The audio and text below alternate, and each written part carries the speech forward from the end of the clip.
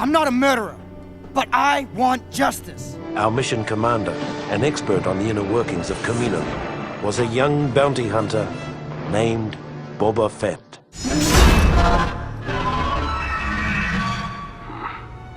They'll do. What's up, Meta Nerds? Welcome back to Part 2, The Complete Legend of Boba Fett. In Part 1, we saw why Jango wanted to have an unaltered clone, and how he prepared his son to become the greatest bounty hunter in the galaxy, while also carrying on the Mandalorian codes of honor and warrior traditions. We also saw how his fate became intertwined with the Supreme Chancellor, who is now the Emperor in this new order. His vengeance against Mace Windu was denied, and Lord Tyrannus was dead as well. But the Empire was already giving out contracts to the 13-year-old Boba Fett. His first mission was given by the Imperial Grand Inquisitor Mallorum, who wanted Fett to learn about any seditious movements spreading on planets Polis Massa, Balassa, and Naboo, who were all sympathetic to the late Senator Padme Amidala, the former queen who had become the face of peace and de-escalation during the Clone Wars. Already, just months after the declaration of the New Order, there were numerous rebel groups that needed to be put down. To help with this effort, the Inquisitor had Fett work with the bounty hunter Dahran, an Erodi species that had undergone a full cybernetic transition that essentially turned him into a mobile artillery weapon. The agile Fett would infiltrate the rebel strongholds, and then call in the big guns to blast away the more hardened opposition. Unbeknownst to him, this would eventually result in a skirmish with Obi-Wan Kenobi, who was desperately trying to flee back to Tatooine.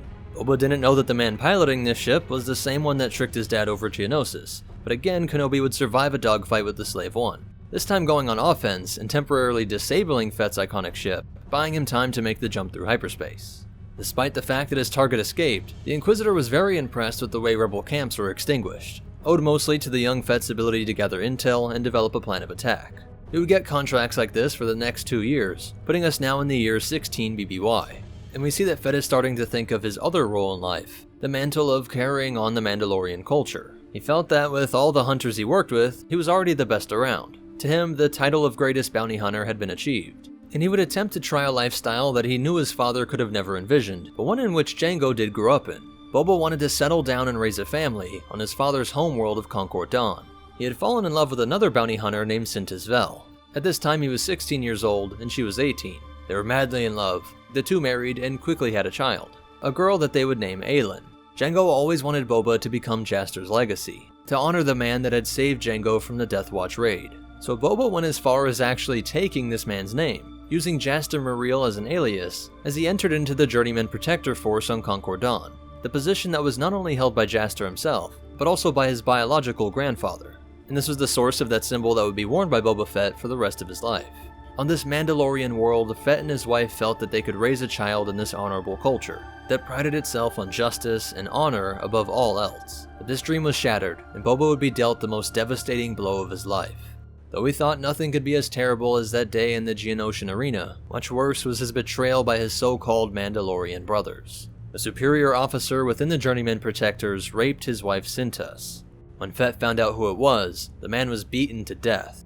But just like the real Jaster Muriel decades earlier, who had killed a superior officer for his dishonor, Fett too was exiled, forced to never return to Concord Dawn. And the rage that filled Boba made him want to burn the whole planet down. An anger that compounded the tragedy for his wife, as she felt he was irreversibly changed by the incident. No longer a family man, but consumed by this singular lust for revenge.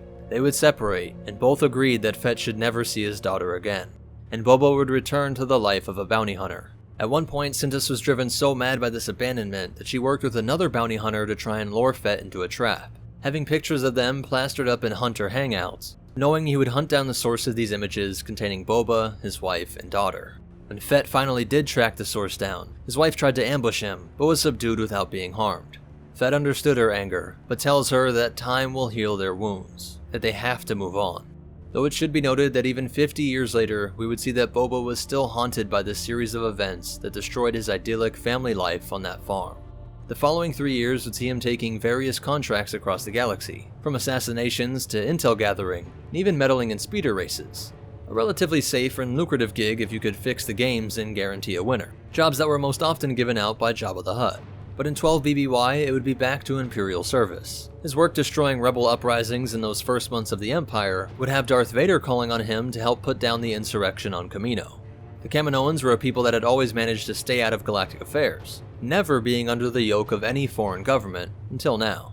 These past 7 years, the cloners had been secretly raising a new army to fight for their freedom, and when this was discovered, the 501st Legion would have a homecoming, returning to their watery homeworld to fight these clone abominations, all while being led by none other than Boba Fett.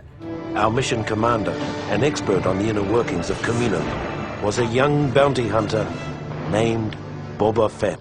Vader wanted Boba to lead the 501st in their assault on Tipoca City, since he was intimately familiar with the entire complex. And to make it even more personal, he was tasked with securing the DNA sample of his father, ensuring no Fett abominations were produced. No more tinkering with his bloodline by any scientists or politicians. With this mission a success, Vader was becoming more interested in the cloning process, while Boba returned to his benefactor Jabba on Tatooine.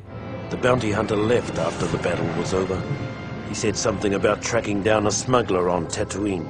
And it was in this said mission that he would see another smuggler that would become the bane of his existence for years to come, first laying eyes on a Corellian named Han Solo, noting that he would watch his career with great interest. Over the next 7 years, the legend of Boba Fett grew, and along with it came a lot of confusion and mystery, all of which Boba encouraged. One of the most prevalent theories in the underworld was that Boba was actually Jaster Muriel, the leader of the true Mandalorians who had returned after all these years, the man who had saved and trained, and thus was superior to the feared Jango. Boba did nothing to squash these rumors, knowing that in a way this was one of the surest proofs that he was indeed carrying out his father's wish that he would become Jaster's legacy. Now in the year 5 BBY, he would accept a contract on that man Han Solo, who had done the incredibly foolish act of betraying the Basadi Hutt clans. Boba was able to capture him with the use of a neurotoxin that forced the victim to obey any commands, easily subduing Han and getting him in his restraints. But the scoundrel's friend Lando Calrissian was able to get the jump on Boba. Blaster thrusted up to the neck joint in his Mandalorian armor, while Lando stabbed Fett with the same toxin. He had no reason to kill Fett, so he just instructed him to keep on walking off indefinitely. Han would be rescued, and when the toxin wore off, Boba felt incredibly dishonored, swearing one day to get his revenge on this pair of smugglers. Throughout the year of 5 BBY, Han's incredibly good luck, if you believe in such a phenomena, was always saving his skin, Boba having a streak of bad coincidences that always saved Han at the last second. This allowed Solo to finish so many missions for Jabba that the slug came to love this new smuggler. His favorite hunter was Boba, and now his favorite spice runner was Han Solo. Fett was furious that he was unable to prevent Solo's rise, and now Jabba had given him direct orders to not lay a hand on his new favorite human, and he even paid Boba a good sum of credits to smooth things over between the two. Boba would honor Jabba's wishes, but was always keeping an eye out for a time when he could use some scenario to secretly orchestrate Han's accidental death. An ironic twist of fate, considering this was exactly how Dirge felt about the young Boba, when Fett was the one who received Jabba's blessing. To add insult to injury, Fett's next major assignment from Jabba would be a failure. He was tasked with capturing a rebel named Bria Theron, who was helping to coordinate the rise of the rebel movement on Teth. But because the contact wanted her brought in alive, and she never left the rebel stronghold, Fett found it impossible to infiltrate and extract her, making it one of the few missions in his lifetimes that he would have to abandon. But the next mission would come in 3 BBY. It had been 16 years since the death of Count Dooku, and the royal families on his homeworld of Sereno were in chaos. Counts and dukes were constantly betraying each other for scraps of power. The Empire wanted to drive this to a full-out civil war in order to have an excuse to invade, bringing peace and order at the cost of autonomy. Imperial intelligence agent Jahan Cross wore a suit of imitation Mandalorian armor when he assassinated Count Aden Dooku, and Fett was hired to kidnap the Duke of Sereno. This led to Boba fighting against Cross and the Duke's security forces, and although the Imp's martial arts were good, Boba managed to make some space and fire off a wrist rocket, incapacitating Cross and continuing to pursue the Duke to a hangar. He caught up with his target after a lengthy speeder bike chase, and was again attacked by the now recovered Agent Cross. Though he blinded Fett with a strike to the visor, Boba was able to again subdue the Imp and fire off an ion missile from his jetpack. This should have just knocked out the electronics, preventing takeoff, but the vessel exploded, covering the entire hangar in flames and shrapnel. Cross knew Fett was supposed to take the Duke alive, and convinces the bounty hunter that they were both being played by Lord Borgin, who must have wanted to frame Fett as a political assassin. But in truth, this was all a part of the Imperial intelligence agent's plan to sow chaos on Sereno. It was he who placed the explosives on the Duke's ship, and having tricked Fett into accompanying him and going to the Borgin castle, they kill this lord and make it look like a couple of Mandalorians had murdered all 3 of the leading Sereno political figures. This way, no fingers were pointing at the Empire when they swooped in and took over the planet, which had the effect of only making the Empire like Fett even more, and the next contract would be personally issued by Darth Vader. The Sith explained that Imperial Colonel Apple Carda had disappeared after killing his superior officers and 4 bodyguards, before disappearing with a box that Vader claimed contained military intel. After a short negotiation on the price, where Fett could sense the Dark Lord attempting to use the Force to manipulate him, Fett agreed on 10,000 credits and set out in search of the AWOL imp. The trail would be a long one, and he would discover that this colonel had wiped out the Akari people and kidnapped their leader, a prophetess named Celestine. She was able to glimpse the future, and the imp thought he could use her as his own personal oracle, giving him an edge that would skyrocket his career within the Empire. When she tried to kill herself with poison, Carda took advantage of the Akari biology, cutting her head off, knowing this species could survive dismembered, and then stuffed that head into a box, carrying his portable fortune teller with him as he fled from planet to planet trying to evade Darth Vader's hunter. Eventually he came to the volcanic world of Marix Minor, and was taken in by an obscure religious group calling themselves the Ancient Order of Pessimists. But there was no losing the most notorious hunter in the galaxy. Fett stormed their compound and dodged blaster fire from Carda. Chasing him up into a tower, he pleads with them long enough to distract his target, bursting through and blasting him in the chest with a grapple hook at close range. The impact sends him flying out the window, where the hooks that implanted into his stomach kept him from falling into the lava. But with the press of a button, the gauntlet retracted the hook, ripping it out of Carda, dropping him down into the molten rock. As he turns to the chest, the Oracle speaks to him. It warns that Vader is coming to bring death, and Boba understands that Vader intended to kill him after completing this mission, out of fear that Boba would not be able to keep a secret of an Oracle that could predict the future, or that she might even make Fett turn against him. When the Dark Lord arrives, he says that he will give payment for the box, but Fett knows he offers only death. Boba refuses to have Celestine tell him his future, saying he will make his own future as he chucks an explosive at the approaching Sith. This blows away some of the walkway, but Vader sees that it was mostly a smoke bomb. Fett was trying to escape. Calling on the Force, he detects Fett's presence and destroys the speeder bike, before following up with a wrist rocket that sends Vader flying back. The EE-3 comes out and starts blasting away, only for these bolts to all be deflected.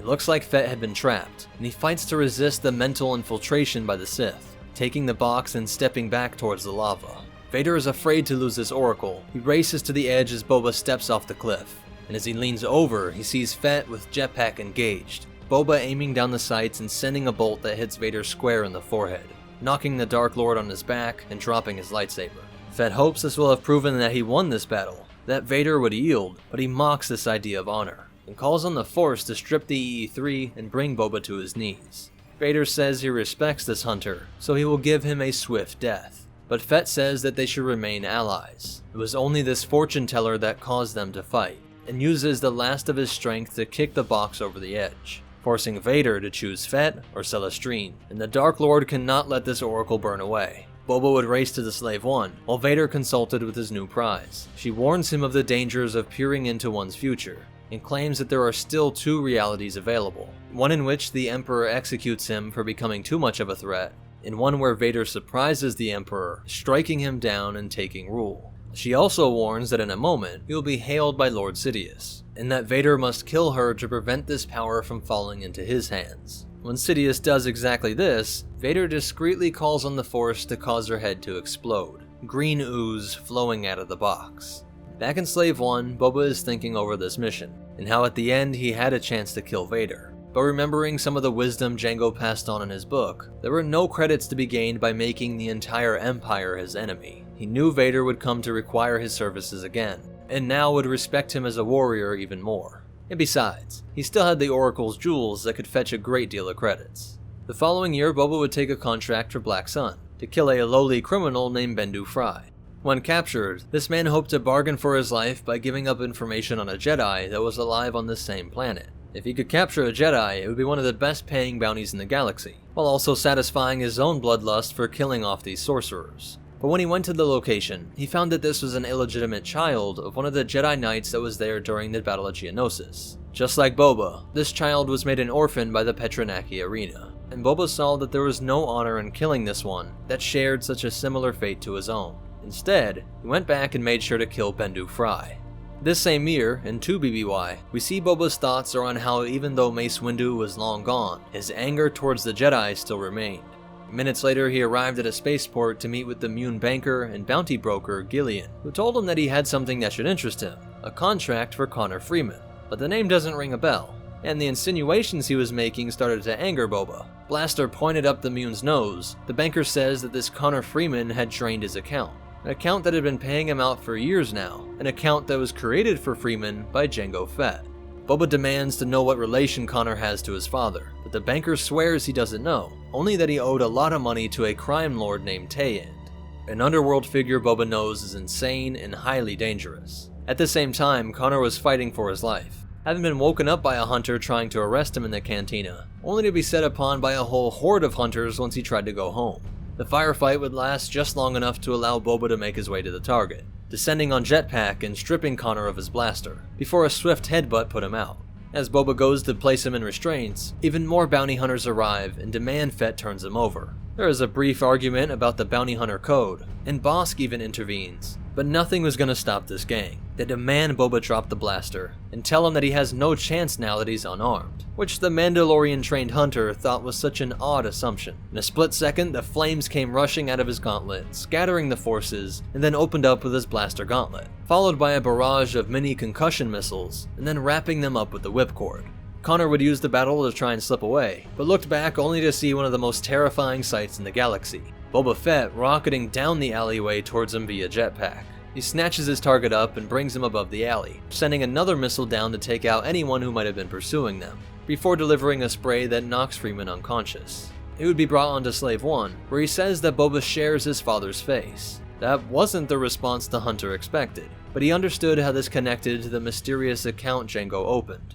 He thought this man must have been another one of Jango's kids. A difficult secret for Boba to swallow, but this claim enrages Connor, who storms to his feet, screaming at Fett that they are not brothers, that Jango was the man who murdered his father. Freeman thought all this time that it was his dad, the clone runaway, that had left him this inheritance. But Boba points out how ridiculous that was. That amount of credits was not earned by some runaway taking odd jobs. When Connor calls Jango scum, he gets a swift backhand, though even this did not deter him. A lifetime being tortured by the events of that night remove any fear, and he continues to insult Boba and Jango, calling Fett not a son, but a product. And Boba simply lays into the claims, saying he felt nothing when he shot Connor's father 20 years ago. Freeman snaps and lunges for Fett's neck, the two tumbling down the Slave 1 boarding ramp, while out of the clouds emerged a vessel that opened fire. The blast consumed much of the platform and destroys the nearby buildings. Craft then lands, takes Connor, and the hunter turns a blaster on Boba, telling him this was payback for all his dead hunter friends. Similar to the day Jango killed Connor's father, Boba saw that although this was a fellow hunter, this man was not as ruthless as he was, and mocks him for not being able to shoot him in the face. The hunter is rattled, covering up Boba's face as he fires right into Fett's chest, before hopping back into his ship to take off.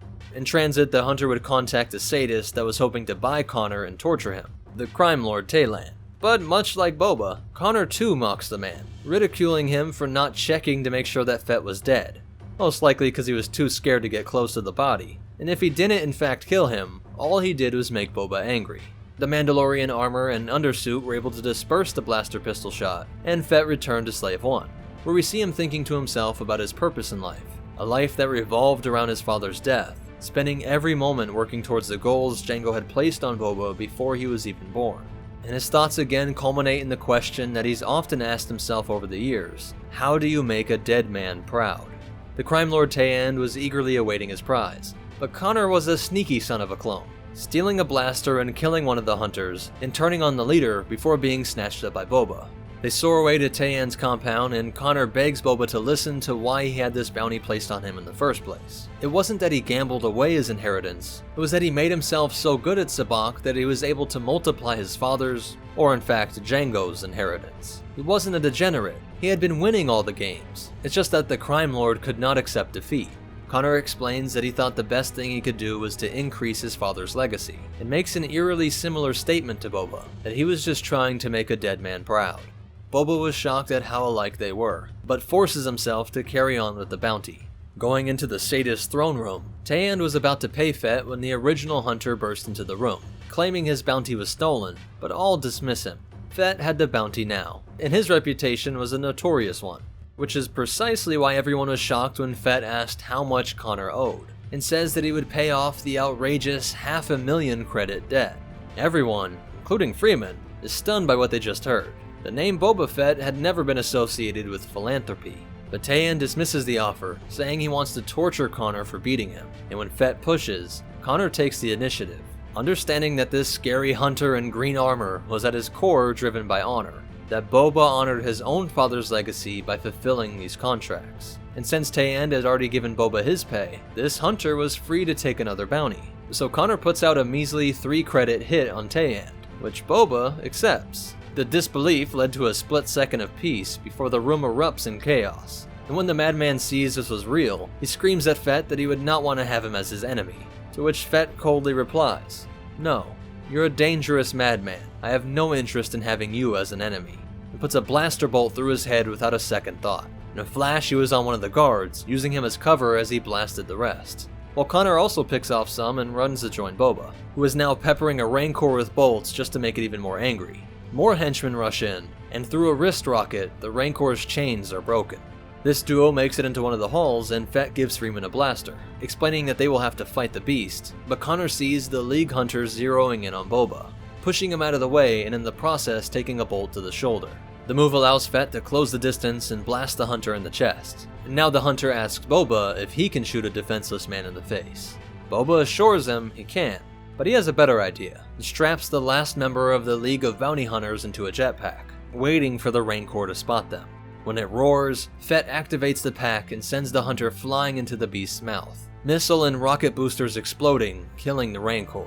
Before they leave, Fett gets his payment, and Connor rushes off to pillage the crime lord's treasures, while Boba gets to work removing a tooth, thinking back to that day with the Bayleg, when his father showed him how to be fearless.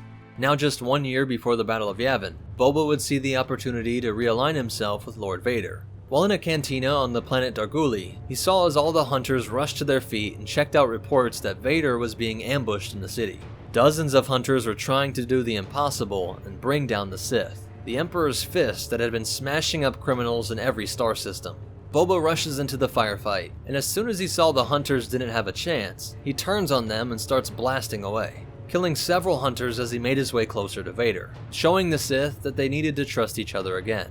Once all the hunters had been dealt with, a woman appears wielding a lightsaber, declaring that she is no Jedi, but that she wants to be trained as a Sith, that together they could overthrow the Emperor and rule the galaxy. Without saying a word, Vader approaches and cuts her down, prompting Boba to remind the Dark Lord that he had just helped save his life, that one of those hunters had a clear shot on him, and Vader admits that he will consider an alliance with Boba. A few weeks later, this maneuver would prove lucrative, as Vader contracted Boba to eliminate a pirate stronghold over the planet Ilum. These pirates were working with rebel forces, and this led him to the target that got away, Bria Theron. He was able to drug and incapacitate her, and even capture Lando along the way. To her surprise, Boba promises that, per her request, he will tell her father that she was killed once Boba turns her in, instead of just leaving her father to wonder what happened to her. But just as he was about to depart, their ship was swarmed by the pirate forces of an ex-girlfriend of Lando's. She brought too many forces for Fett to evade, and Boba tried to just let Lando go and keep Bria, but he refused, eventually getting his ex-girlfriend to pay Boba 100,000 credits in order to release them both. Another hit to his ratio of captures, but at least he got his credits. Just 6 months before the Battle of Yavin, we see that Fett was living in an apartment in a rundown district on Nar Shaddaa. Here he lived with his lover and fellow bounty hunter, Zasha. An evening that was to be filled with passion and Korriban wine was cut short by a call from Darth Vader, who tells Fett that this job will pay triple, but that he needs to head to Cato Neimoidia immediately. Boba and Zasha get their arms and armor and head out for the Slave One, where Boba explains that their target is a powerful Force wielder named Starkiller. And the first sight they get of the Neimoidian hanging cities has her worried. And once they get inside, they see scores of dead stormtroopers, and Zasha wants to grab some loot, knowing these helmets will sell great on the black market. But Boba uses his whipcord to wrap her up and says to stay focused on the mission. As they make their way through the rubble, they come upon an enormous creature in the arena. The Gorog appears dead, but as they approach, it springs to life. By using the viewfinder, Boba is able to see vital organs, and can tell that its secondary heart was still pumping. With a well-placed rocket, he blows a hole through the beast before sending himself flying through the wound, blasting along the way. The creature was completely dead this time, but when he turns to Zasha, he already knows what she was thinking. If this was just the start of the job, she didn't want to stick around to see just how bad it would get. Pleading with him to come with her, she knows that he was bound by honor to see it through. and comments on how great they were both in and out of armor, and as she walks away, she looks back to blow him a kiss, Boba getting one last look at his lover through a viewfinder. Vader would then call him to Kamino, where he would show the Hunter the devastation Starkiller brought about during his escape. And when the Dark Lord explains that he is not to go after Starkiller himself, but rather capture his love interest, Juno Eclipse, who is within a rebel fleet, Boba knows he'll need backup. Lead a squadron of stormtroopers. They won't be coming back. And he is supplied with the horrifying Terror Soldiers. They'll do. After this, Boba heads to talk with one of the Imperial cloners. The Kaminoans have been stripped of all cloning privileges since the uprising more than a decade earlier. The human scientist explains that these clones have been bred using a new method that can bring the clone from infant to infantry in only a few weeks. A radical and dangerous acceleration method that was resulting in issues with their brain development and guaranteed insanity within a year, often much sooner. This disturbs the man that was himself a clone, raised on a platform just like this, but he must ignore it for now and focus on the mission.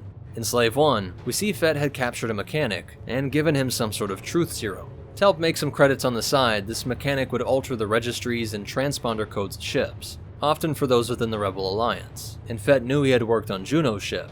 He now gave up that the ship was called the Salvation, and that there was more info on his datapad.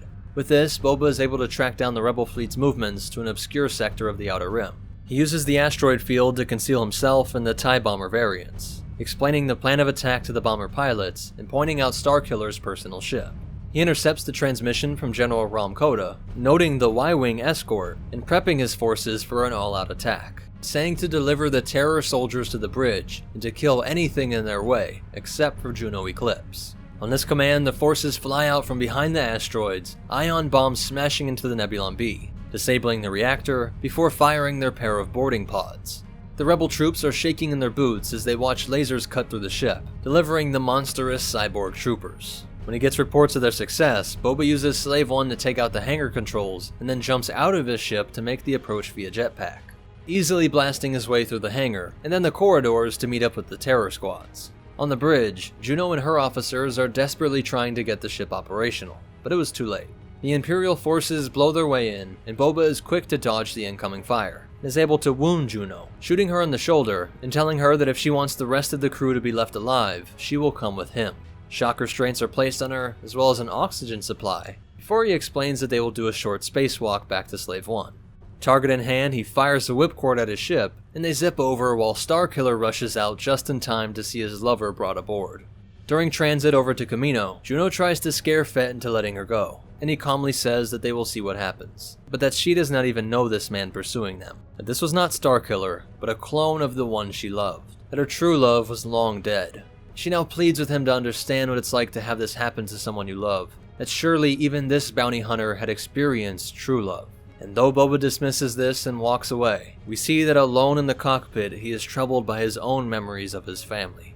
Fett tells Vader that he wants his pay immediately, that he doesn't want to stick around and see the powerful and insane clone Jedi abomination, but Vader insists that he will stay. Boba will help ensure that Vader's apprentice is captured, and when this mission is successful, he will have an exclusive contract with the Empire. Boba pushes this further, demanding that he gets right of first refusal, and he negotiates the rate for each and every job independently, and that the Empire will cover all the expenses he deems necessary for these jobs, locking in Boba's status as the top hunter in the galaxy.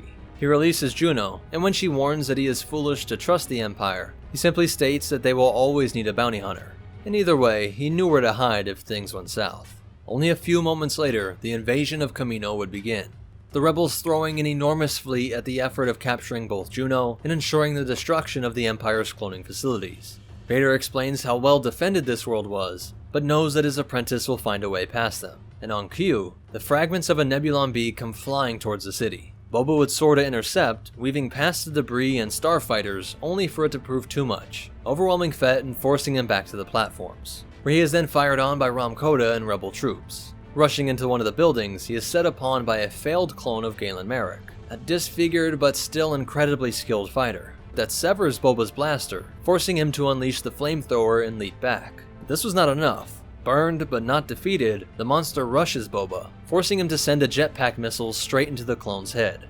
He would run further into the complex, coming upon the scientist he met earlier, Boba explains that they need to evacuate, but the cloner just says that these specimens can be left behind and examined later. This enrages Boba, and raises his blaster to the cloner's head, and swears that he will not allow clones of his father to be treated like this. But the scientist corrects him, saying these were not Jango clones, but those of Boba. That Vader had hired a bounty hunter to get skin cells and even a brain scan of him while he slept.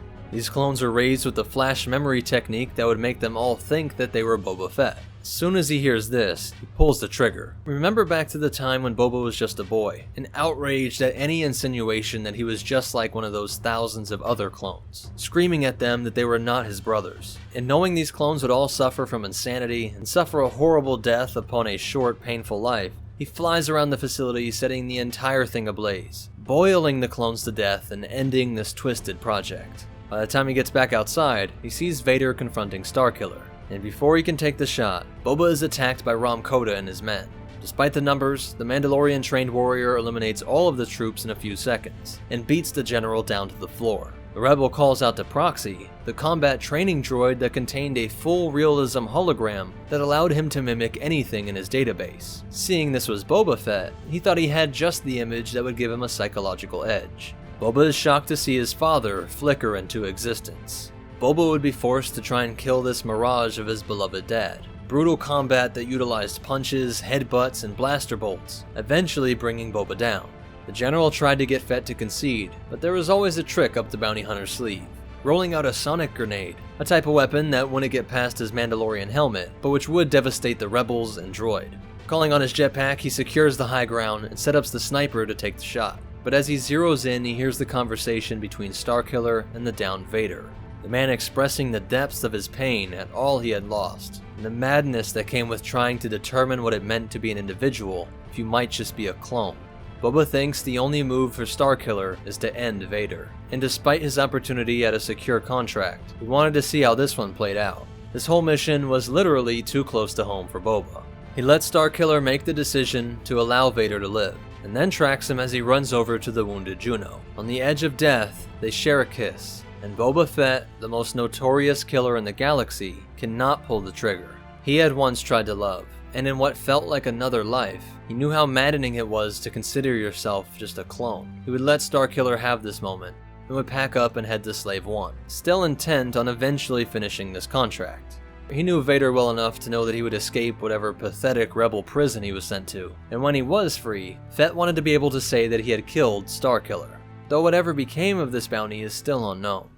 Only a few weeks after seeing this gut-wrenching experience, he would be set on a trajectory to run into his ex-wife and rejoin Connor Freeman, a string of events that all started with what appeared to be Boba's death.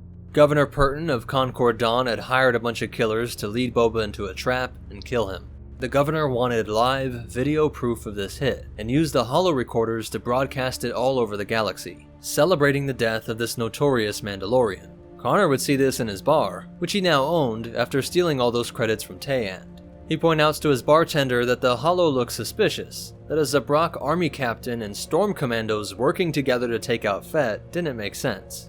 He goes to make a toast to Boba, and when nobody seems to care, he offers a free round on the house, eliciting unanimous cheers for Boba Fett, before storming out to think about what he could do next.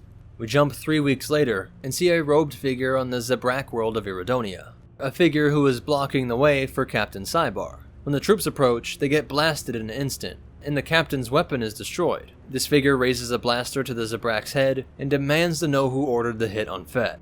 Cybar tries to act fearless and insult the legacy of Boba, but when he says the world where the hit was carried out, this mysterious figure kicks the captain off the skybridge. On Concord Dawn, we see Governor Purton being briefed of these deaths by his spy master Taisheen. He is adamant that Fett's death cannot be linked back to him, and she promises to hunt down the leads on the robed man. When he arrives on Sathamon, we see this figure identified as Connor Freeman. He would ambush a stormtrooper on Dubak patrol, and gets him to give up the name of the storm commando in charge, Maka Webs. News of this also makes its way to Purton, who is blasting mouse droids at this point to try and relieve his stress, telling his spy master that he wants anyone who cares for, who has ever helped Fett, to be killed. All traces of Boba need to be wiped from history, and Taisheen mentions the child that she had found. Purton reiterated that yes, all of them must die. Connor would be back in the cantina when a holo went out saying that he was wanted for the murder of a stormtrooper.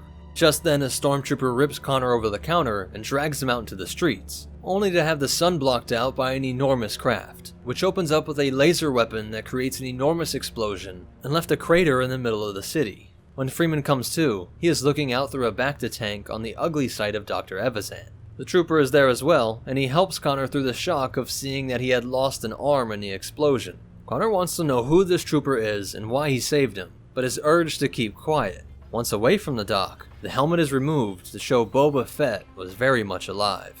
Connor piecing it together right away that Fett must have somehow stolen his identitabs in order for Fett to make it through the ever-increasing Imperial lockdowns. Freeman isn't even upset. He just wants to know how Fett survived, and Boba goes on to explain how this all escalated from a hunt for a man named Bendak. The man was hiding in a hole in the middle of the desert, and when Fett was explaining how he found him, he got blasted in the back, falling into this hole himself, but he was able to take out Bendak and went to work dressing the target in his own armor, suspecting that he had been tracked here, installing with the death squad that was assembled above. Once they are about to open fire with the flamethrower, Boba fires into the jetpack to make it activate and sends his decoy soaring above the killers. They Swiss cheese him, which destroys the jetpack as well, causing him to drop out of the sky, removing his helmet to let the galaxy finally see the face of the most notorious bounty hunter in the galaxy, a move that had tricked everyone. But the problem now was that Connor had to play dead too, as long as there was someone going around trying to kill anyone connected to Fett. Boba goes on to explain that they would have to go to a place that dead men can walk around safely without attracting attention, to Mandalorian space. Moments later, they would descend into Jango's homeworld of Concord Dawn. The transport set down on a farm, and Fett tells Connor to look after a hunter named Sintis Vel, without explaining to him that this was his ex-wife. He just goes on to explain that he will try to infiltrate an Imperial training moon called Blackfell, but this might take him an entire year, and he must tell no one that Boba Fett is alive, especially not Vel. Over Blackfell, Boba gets past the security by blasting away at the ship's engines and claiming to have just escaped a rebel ambush. He sets the craft for a crash course with the control tower and throws in a thermal detonator for good measure, before coasting down to safety via jetpack. In Concord Dawn, we see that Connor was able to trade credits for information at a local bar, and found the Vel homestead. He wouldn't know it, but the little girl that answered the door was Boba Fett's daughter, though right now she was claiming to be Vel. When Connor is doubtful that she catches dangerous criminals, she says, quote, "I just caught you, didn't I?" And a blaster presses up against his skull. Vel is aiming down the sights. And while Connor is trying to explain, a blast flies in and nearly takes their heads off. They whip around to see an attack craft full of Deveronian mercenaries. Now Vel is sure that Connor was trying to kill her, but he claims this isn't what it looks like. When he urges her to go protect her daughter, she is confused by the word protect, and a massive bolt of electricity fires out from the window, disabling the Merc speeder. Vel explaining that her daughter did not need protection, and the pair rush out to blast away the stunned Deveronians. Meanwhile, on the Imperial moon, Fett's plan was working. The explosion made it look like it killed anyone on board, and created a commotion that attracted all nearby resources. But as the Force would have it, Lord Vader was on site, and called to Stormtrooper Fett to explain what happened. If the Sith had called on the Force to peer into his mind, who knows how this mission would have ended.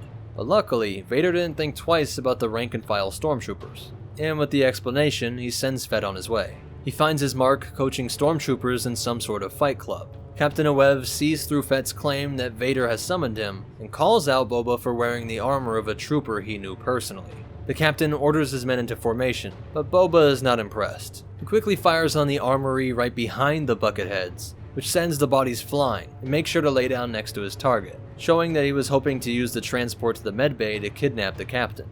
Though a full lockdown forces him to speed up these plans, using the trusty jetpack to get over to a Lambda, taking off from the base while it's still in chaos, knowing that the other ships will let him pass, that they won't be expecting any clearance codes to be sent from the destroyed control tower. On Concord Dawn, Connor is with Fett's daughter Aylin while her mom is checking on the defenses. The girl says that her father was dead, and they go on to tell bedtime stories. When Vel gets back, she wakes Connor up and thanks him for the help. Looking into his eyes, she says that he reminds her of someone. She springs a kiss on him. Some time would pass, and while she was sleeping, he frees his arm and goes to the kitchen to get some food. Curiosity gets the best of him, and he activates an old holoprojector. His stomach dropping as he sees this woman he had just embraced was the mother of Boba Fett's child. Meanwhile, Fett was in Slave 1 with the captain. Behind him, we see that all these years, Boba had been adding to his collection of monster teeth, and threatens to use the venom still on the Bayleg tooth to torture his captive. This imp wasn't about to suffer because of others' machinations, so he gives up the name of Governor Purton and his spy master. At the same time, we see that Purton was staring at a holo of his dead son, a son who would have been 30 if not killed by Fett. Purton's son was the man who raped Sintas Vel, destroying all hopes for a normal Fett family life. But the governor didn't know this, and he is driven so blindly enraged that he wants to execute Fett's family personally. The spymaster had tracked them from the farm to the safe house in the city, and placed a breach on their door. Governor Purton there with tanks and a squad of journeyman protectors to carry out the arrest. The organization Boba's biological grandfather and adoptive grandfather were a part of, whose emblem was still on his armor, were now trying to kill his daughter and ex-wife. Grenades were thrown into the rooms, and with the fire spewing out into the streets, Purton assumes that they are all dead. But the wise spymaster says to let it burn longer. Do not underestimate the once wife of Fett. But a split second later, a protector looks up to see Slave 1 bearing down on them, laser cannons tearing up the entire street, killing some journeymen and narrowly missing the governor. Outraged by all this, the governor takes men with him and goes to storm into the safe house, while Boba Fett moves into position, EE-3 blaster rifle picking off protectors, allowing the spy master to sneak up on him. She thought she had him, but Boba calmly explains that he understands that she was the one who studied him, that this was her whole plan, and that she also knows there was no way for her to win. He convinces Taisheen to put the blaster down, and tells her that she works for him now. Her job will be to make sure that no one else can discover the only two people Fett cared about. When she agrees, he descends to the street, and walks up to protect his family. The governor and his men had just fallen into the secret room, which doubled as the armory, and are rudely surprised by Vel and Freedman in their Mandalorian suits of armor. His protectors get blasted, and the governor knows he was defeated, but he defiantly explains why he feels justified, saying he was only getting revenge. Vel can see that this father did not know why his son was killed, but even when she explains what he did to her, the governor doesn't accept it. Instead of trying to understand, he turns to violence and grabs her by the neck, and for that, he gets shot right in the chest by Connor. He had saved her twice now, and she leans over to kiss him again, just as Boba Fett had walked in. This wasn't the reunion he hoped for, but they didn't see him, so he simply turns around and leaves. Vel tells Connor that he has to go, despite his protests, saying that she can't be reminded of Boba Fett again, and to tell him that when Connor sees him. Emerging from the safe house, Connor at this point isn't even surprised to see Boba Fett there. He simply states that everyone was safe, while Boba says, quote, "You kissed my wife," though they agree that she was not his wife anymore. And Connor reveals a gift, a human tooth to add to all those other monsters. And Fett asks about his daughter as they walk off through the streets of Concord Dawn. After this physically and psychologically difficult mission, Fett would return to the only thing close to home in the galaxy, Jabba's palace, and he would be in the spaceport of Mos Eisley when his rival Han Solo was trying to talk his way into the graces of Jabba, who had temporarily lifted the restrictions on getting Han Solo, only to be talked into allowing his favorite human another chance, though the events of the next couple of days would put Han Solo officially on Jabba's bad side. Alderaan would be destroyed, and rebel forces claimed to have taken out a moon-sized space station with just a few squadrons of starfighters. To counter this rise of rebellion, the Empire became an even more lucrative business partner. And though they often chose to work exclusively with members of the bounty hunter guilds, they made an exception for Boba Fett. The guild members were more reliable than most hunters, and for Imperials worried about working with freelance murderers, the guild worked as a way to hold hunters accountable. Anyone that betrayed a patron would be killed by the other guild members. They also had a long list of rules that held the organization together, and for all these reasons, Boba found them despicable. Once quoted as saying, "I'm not restricted by the authority of your so-called bounty hunters guild.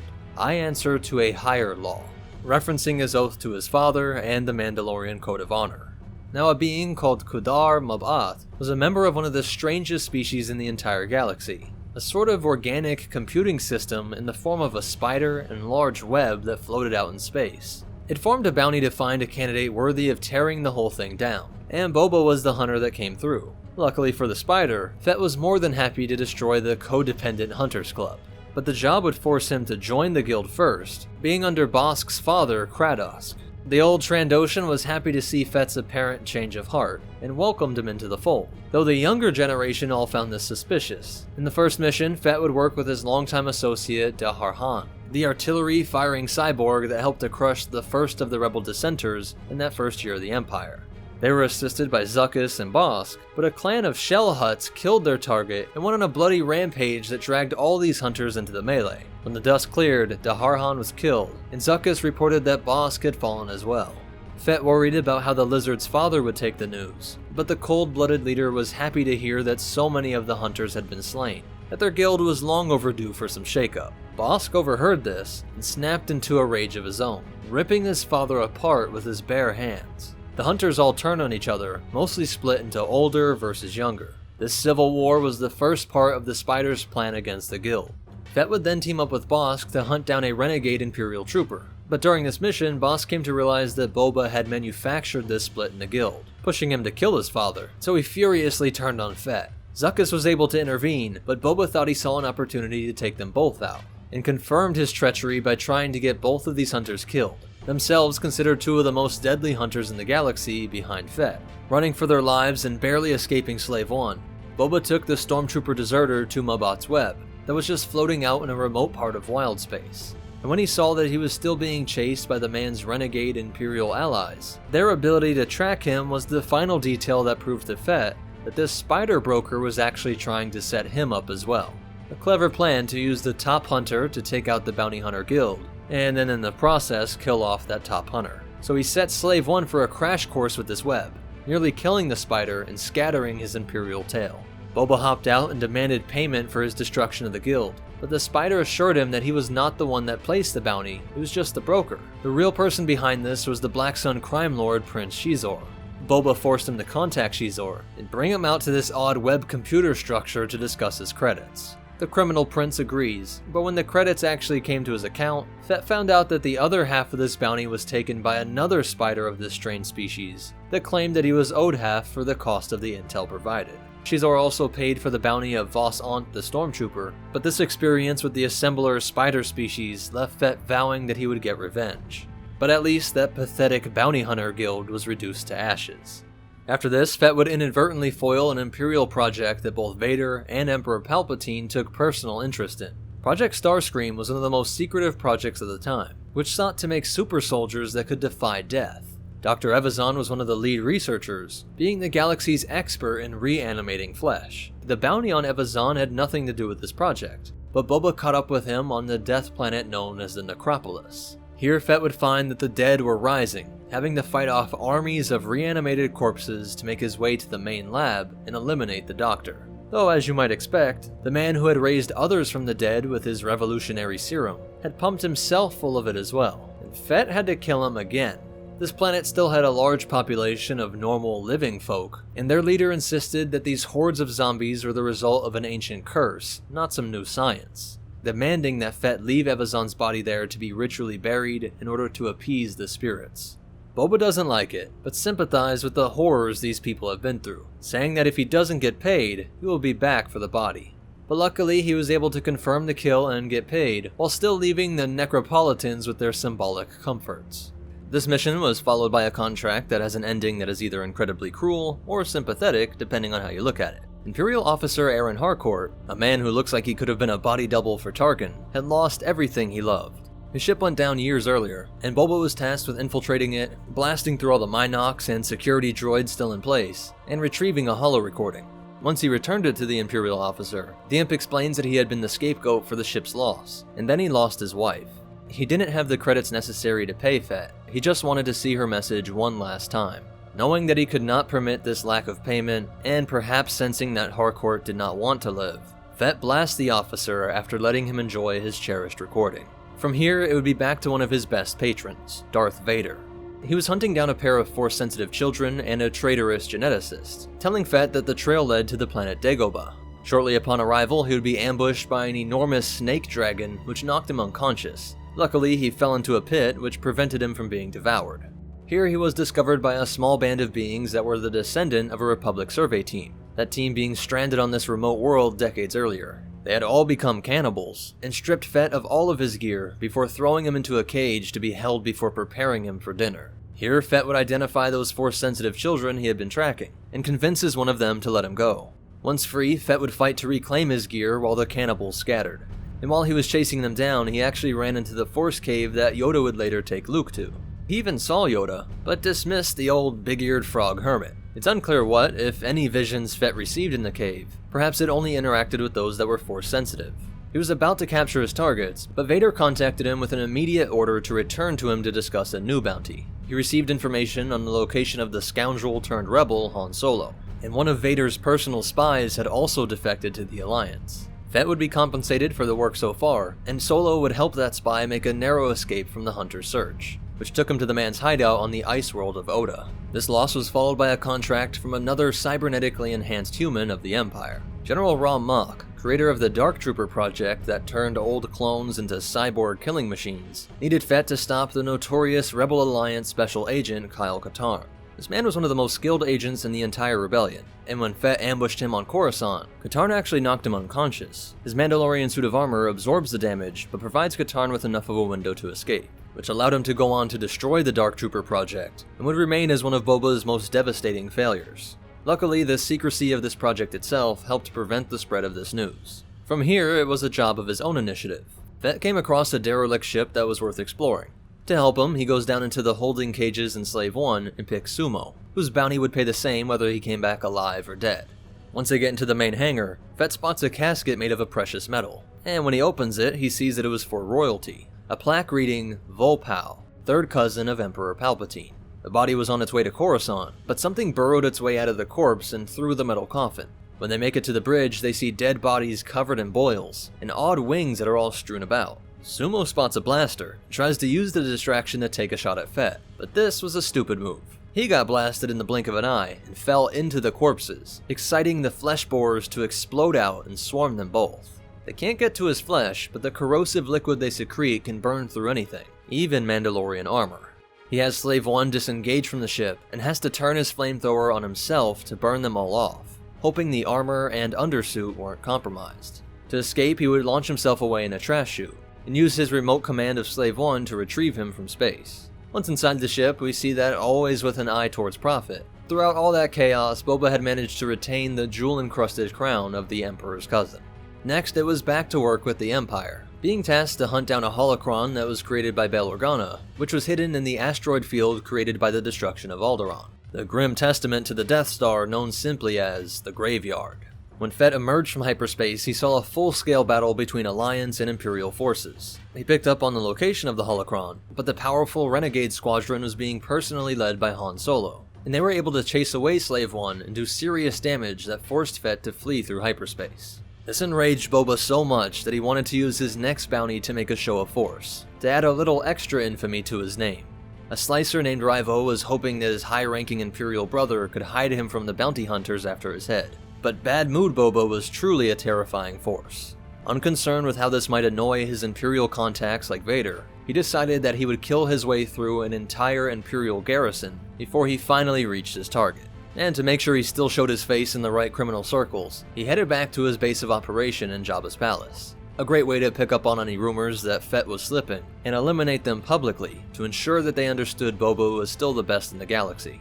While here, he would also assist new hunters and spacers in tracking down their targets, becoming somewhat of a bounty broker himself, and we see that among Fett's accumulated treasures in his armory, he rewards one of the spacers with their choice of a DC-15A or 15S. Weapons that were made famous by the clones of his father.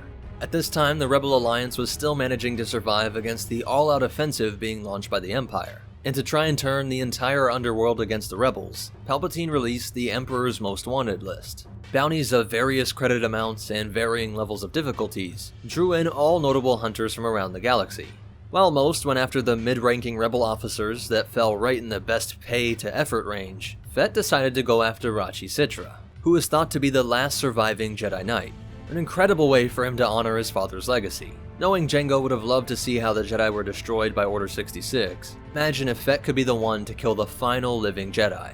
His search would bring him to Dathomir. Hiding behind an asteroid, he would fire a single, perfectly placed shot that destroys the enemy hyperdrive system, allowing Slave 1 to swoop in and board.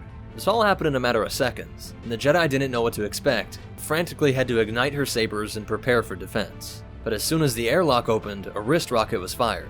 An attempt to deflect with the blade merely caught the blast, allowing Boba to close in and get the energy binders around her wrists. If she resisted, or tried to manipulate anything through the Force, Boba could unleash an intensely painful burst. So she gave up and was taken to a remote prison on Tatooine. He was most likely torn with wanting to just kill her and end the Jedi, but he couldn't honor his father by disobeying the terms of a bounty contract. And this success would be followed by one of the most important captures of his career. Wanting to get revenge for his embarrassment at the hands of Renegade Squadron, he took a bounty on a high-ranking rebel admiral. He stalked an Alliance scouting mission on the planet Seleucami and ambushed their ship, capturing every member of the crew, including one Admiral Akbar. The Calamari fetched an incredible bounty from the Empire, and he took the crew and sold them all into slavery under Jabba the Hutt. He knew that Han and Renegade Squadron would come to rescue them, so he placed trackers in them that would lead Fett to the rebel secret base on Boz Pity. Here the rebellion was nearly destroyed by the resulting Imperial blitzkrieg, but the ever-slippery Han and his squad did escape. Though one of the hunters Fett had often used as a subcontractor actually managed to track Solo to the remote world of Hoth. But several days had passed before Fett got word of this, and by the time he went to rendezvous with his hunter, he found that Han had escaped. And upon getting down to the surface of the icy world, he was met only with the charred remains of the Battle of Hoth. Han had been a thorn in his side for years now, ever since Jabba made Han Solo the top smuggler, alongside Boba the top hunter. By being one of Vader's target and crossing Jabba, Fett had the all-clear to bring Han in. And although Fett was furious that Han kept eluding him, he could sense that his time would come soon. In Part 3, we'll see how Fett finally caught this rival, only to suffer a transformative defeat on Tatooine, going on to reach a new height of infamy, reconnecting with old Mandalorian allies, facing Jedi enemies, and even his family. See how he survived his toughest fight against terminal illness, only to rise through it all to become one of the most powerful Mandalores in history. Be sure to catch the epic end to the Legend of Boba Fett. Subscribe so you don't miss it, and like this video if you liked it, and leave a comment on what you think of Boba's legend. You can support this channel while picking up cool Star Wars metal print art and free audiobooks by checking out the links in the description. There you can also find our Patreon and PayPal. Special thanks to all our patrons, especially our $25 tier Chris Garcia, Cas Costello, Carlos Velez, and C7Go. But most important of all, remember, legends never die, and the Force will be with you, always.